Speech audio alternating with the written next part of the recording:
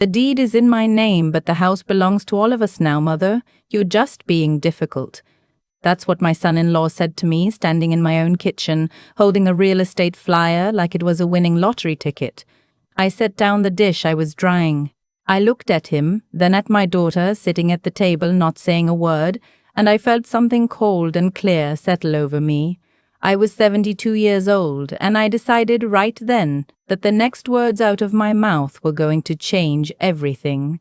By the time the sun went down that day, two people who thought they could move me out of my own home like an old recliner were going to learn exactly who they were dealing with. Let me back up. My name is Adelaide. I've lived in this house on Birchwood Lane for 41 years. My late husband and I bought it in 1984 when the neighborhood was nothing but young couples and saplings. He passed 9 years ago, God rest him, and I stayed because every corner of this place has a memory pressed into it like a flower in a Bible. The kitchen where I taught my daughter to make biscuits. The back porch where my husband and I had our coffee every single morning for 3 decades. The little garden out front where I've grown tomatoes longer than my son-in-law has been alive. So when I tell you that house is mine, I don't just mean legally, though it is legally mine, every brick and beam of it paid off in free and clear. I mean it's mine the way your own skin is yours. My daughter Coralie married a man named Beckett 4 years ago. He's the kind of man who shakes your hand too hard and calls everyone champ and boss and talks about real estate like he invented it. When they first got married, they were renting a little apartment across town and money was tight. So I did what any mother would do. I told them they could move in with me until they got on their feet, just for a little while. That was 3 years ago. In the beginning it was fine, better than fine, honestly. I liked having the noise back in the house. Coralie and I would cook together. Beckett would mow the lawn on Saturdays. They paid for the groceries sometimes, and that felt fair. I had company, they had a roof, and I told myself I'd done a good thing. But somewhere along the way, the house stopped feeling like mine. It started small, the way these things do. Beckett rearranged the living room furniture without asking. Said the old layout didn't flow. Then Coralie wanted to repaint the hallway my husband had painted himself. And I let her because I didn't want to be the kind of mother who says no over a coat of paint. Then it was the dishes I'd had for 30 years, replaced with a matching set Beckett ordered online because mine were dated. My husband's recliner went out to the garage. My quilting things got boxed up and moved to the basement to make room for Beckett's home gym. Piece by piece, I watched my own life get folded up and put away to make room for theirs. And I let it happen. That's the part that still stings when I think about it. I let it happen because I told myself this is what good mothers do. This is what keeps the peace. This is the price of having family close. I'd grown up watching my own mother give and never ask for a thing in return, and I thought that was love. I thought love meant disappearing a little more every day, until there was nothing left of you but the shape of what other people needed. The day everything cracked open started like any other. I was in the kitchen, washing up after lunch, and I heard Beckett on the phone in the living room. He didn't bother to keep his voice down. He never did, because in his mind I was just part of the furniture, like that recliner he'd banished to the garage. Yeah, man, we're thinking we could turn the whole downstairs into a rental, maybe 2 units. The lot's big enough we could even build out back. A pause. No, it's handled. She's not going to be an issue. She's 70-something. She barely leaves the house. Coralie's got it under control. I stood there with my hands in the soapy water, and I felt my heart go very still. He was talking about my house. He was talking about carving up my home into rental units. And he was talking about me like I was an obstacle to be managed, a problem already solved. I dried my hands. I walked into the living room, and I asked him, plain as day, what exactly has handled Beckett. He looked up, startled for half a second, then smoothed it right over with that salesman's smile. Oh, hey, mother, nothing, just talking shop. Hey, actually, good you're here. Coralie and I have been wanting to run something by you. That's how I ended up sitting at my own kitchen table while my son-in-law spread out papers and brochures and started explaining to me, slowly, like I was a child, how he'd had the property assessed. How my house, my paid-off house, was worth a great deal of money. How if they converted the downstairs and built a second structure out back, they could generate passive income that would set the whole family up. And where would I live in this plan of yours? I asked. Well, that's the beautiful part, he said, leaning forward like he was about to hand me a gift. We were thinking you could take the small bedroom upstairs. You don't need all this space, right? And the rental income, we put some of that toward, a nice assisted living place down the line, for when you need it, for when I need it, for when I need it. I looked at Coralie, my own daughter. I waited for her to say something, to push back, to tell her husband that this was her mother he was talking about, this was the house she grew up in. But she just looked down at her hands and said quietly, Mom, it's a good plan. We thought about it a lot. The deed thing, we can talk to a lawyer about adding our names, so it's easier to manage. The deed thing. That's when Beckett said it. The deed's in your name, but the house belongs to all of us now, Mother. You're just being difficult. And there it was. 41 years of my life, my marriage, my husband's hands and mine in every wall of this place, reduced to a deed thing, and an old woman being difficult. I didn't yell. I want you to know that. I didn't cry, not then. Something happened to me in that moment that I can only describe as becoming very, very calm. The way the air gets still right before a storm rolls in. I stood up from the table and I said, I think we're done talking for today. And I went up to my room and I sat on the edge of my bed and I shook. Not from fear, from rage. A rage I hadn't felt in so long I'd forgotten it lived inside me. And underneath the rage, something even more powerful, a decision. That night I didn't sleep, but it wasn't the tossing, worried kind of sleeplessness I'd known so many nights before. This was different. This was the feeling of a plan taking shape in the dark. The next morning, while Coralie was at work and Beckett was off at one of his meetings, I made some phone calls.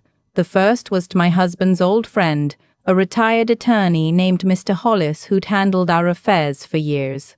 I told him everything. He listened, and when I finished, he was quiet for a moment, and then he said the words I needed to hear. Adelaide, that house is 100% yours.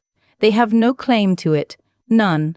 As long as your name is the only one on that deed, they are guests. Nothing more. And guests can be asked to leave. Guests? After 3 years of being made to feel like a guest in my own home, the word landed like a key turning in a lock. I asked him the question that mattered most. What would I have to do, legally, to have them out? He explained it to me. Because they'd lived there long enough, I couldn't just change the locks and put their things on the curb, not in this state. I'd have to give them proper written notice, 30 days.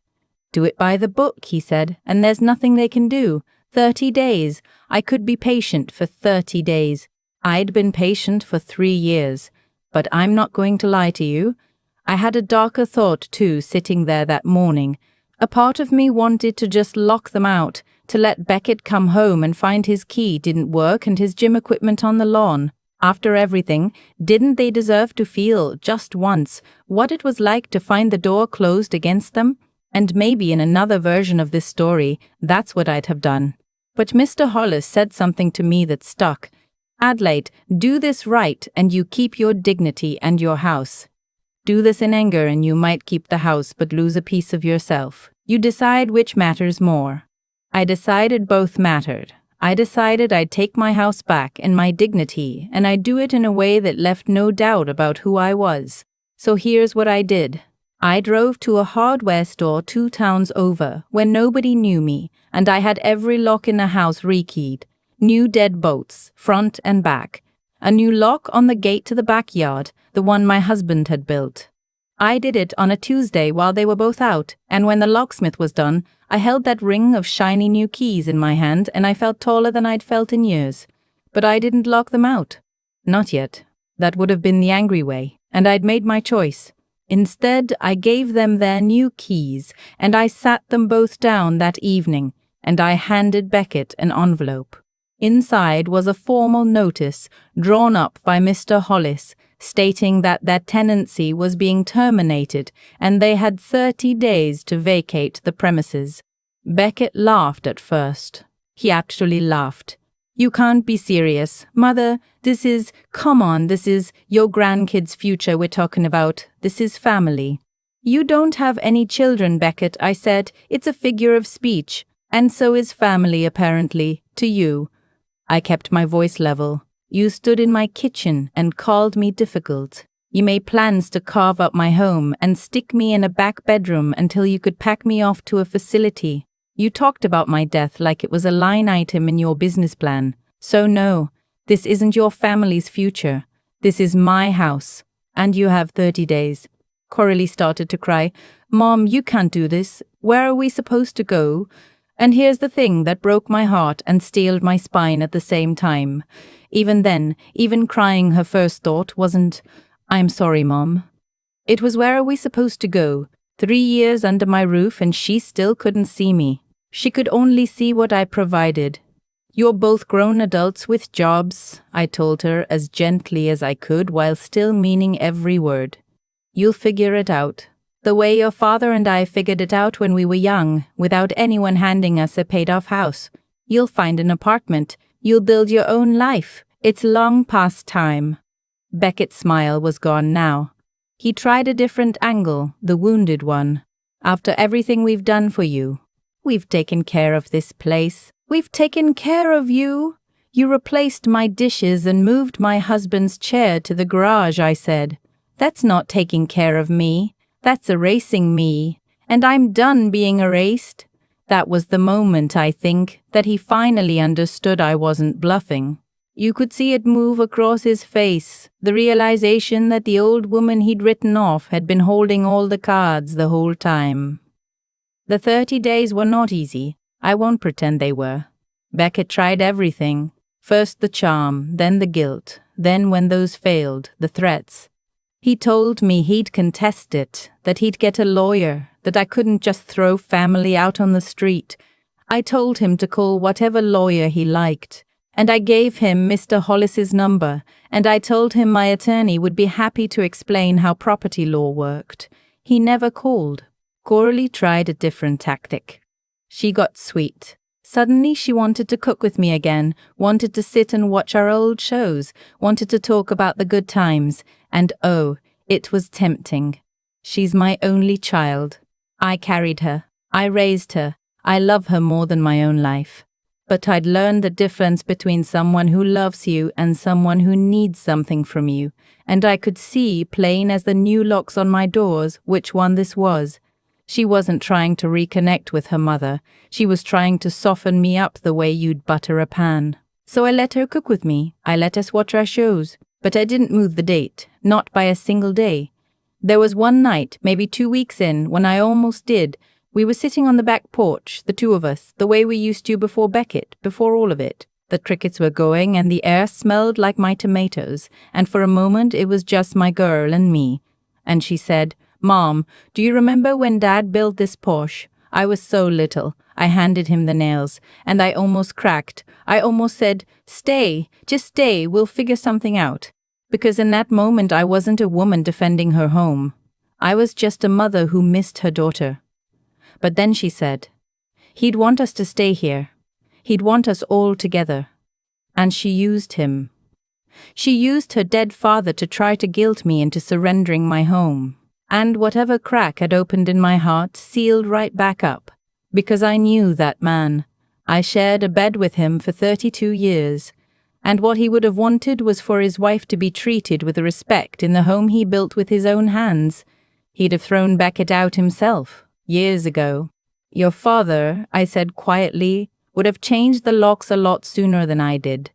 She didn't bring him up again.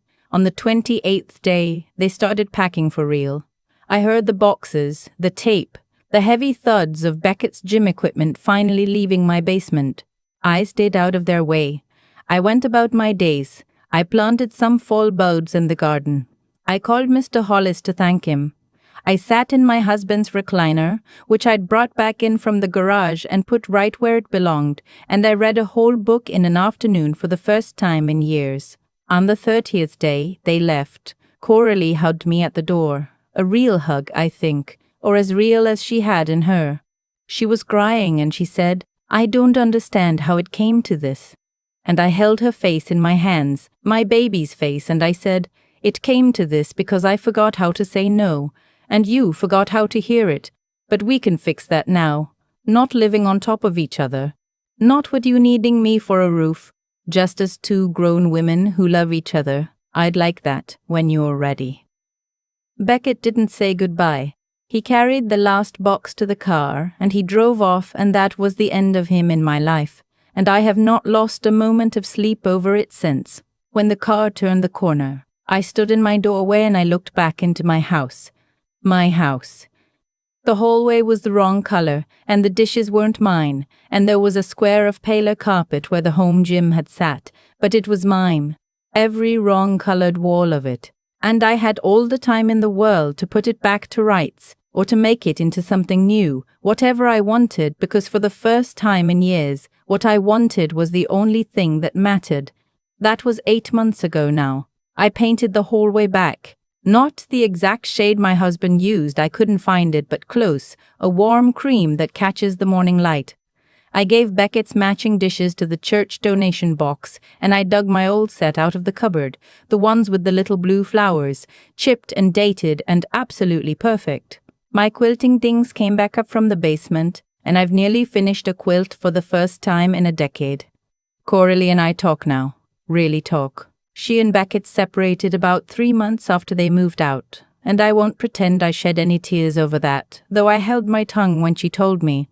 She's living in a little apartment downtown, paying her own way, and there's something different in her voice these days. Something steadier. The other Sunday she came for lunch, and she helped me snap green beans on the back porch, and out of nowhere she said, "I'm sorry, Mom, for all of it. You were right. I didn't make her grovel. I just squeezed her hand. Some things don't need a whole speech." I've made friends, too, which surprised me most of all. There's a woman named Opal who lives 2 streets over, widowed like me, and we've taken to having coffee on Thursdays. She told me her son's been hinting that she should sell her house and move in with them, and I looked her dead in the eye, and I said, "Opal, do not give up one single key to that house. Not one."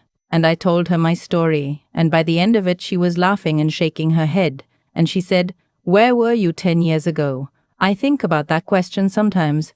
Where was I 10 years ago? 20? I was disappearing, that's where. I was making myself smaller and smaller, mistaking it for love when all along the truest love I could have shown my family was to stand up straight and make them respect me." People hear this story and some of them think it's sad. A mother who had to put her own daughter out, but I don't see it that way at all. I think it's the opposite of sad. I think it's the day I came back to life. I'm 72 years old. I have a house that is mine, locks that only I hold the keys to, and a quiet in the mornings that I chose. I have my coffee on the back porch every day, in the spot where my husband used to sit. And I watch the sun come up over the garden, and I don't ask anyone's permission for a single thing. If you're out there listening to this, and you spent your whole life saying yes when everything in you was screaming no, let me tell you what nobody told me until it was almost too late. The house is yours, the life is yours, and you are allowed to lock the door.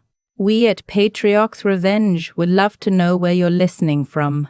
Tell us in the comments below, and tell us, have you ever had to take back what was always yours? The morning after Beckett drove off for the last time, I sat in my husband's recliner with my blue-flowered coffee cup, and I finally let myself understand how I got here. Not the locks, not the notice, not the 30 days. How I got to be a woman who could be talked about like furniture in her own kitchen. The truth is, I built that prison one yes at a time. Every coat of paint I allowed, every dish I let go, every time I swallowed my own opinion to keep the peace, I was teaching the people around me that my comfort didn't count. You cannot blame a man for walking through a door you keep holding open. Beckett treated me as an obstacle because for 3 years I behaved like one, quiet and movable. The cause was mine as much as his, and once I saw that clearly, I knew the cure had to be mine too. What saved me wasn't anger, though Lord knows I had plenty. Anger alone would have put their gym equipment on the curb that first night and handed Beckett the lawsuit he was praying for. What saved me was stopping long enough to think, calling Mr. Hollis instead of slamming a door, learning the law before I made my move, rekeying the house quietly on a Tuesday while I got my facts straight. There is a kind of strength that looks like patience, and I'd never respected it until I needed it.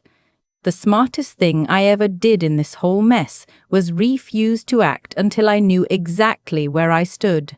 But knowing wasn't enough either. I had to hold the line through 30 of the hardest days of my life. Through Beckett's charm and his threats. Through my own daughter using her dead father's memory to soften me on that back porch. That almost worked. I want to be honest about that. Loving someone and being run over by them can feel like the same thing from the inside. And it took everything I had to keep the two separate. Holding firm when the person pushing is your only child is not stubbornness. It's the hardest love there is. So if you take anything from an old woman who waited far too long, take this. Be good, but never confuse goodness with disappearing. Be wise enough to learn your own rights before you fight for them, because a soft heart and an empty hand lose every time. And be strong enough to mean your no, even when the people you love best are crying in front of you. I lost a son-in-law I never liked, and I got back a daughter who finally respects me, a house that is wholly mine, and mornings on this porch that belong to no one but me. None of it came from being nice. It came from finally deciding that I was worth defending. I'm 72 and I learned it almost too late. Don't you wait as long as I did.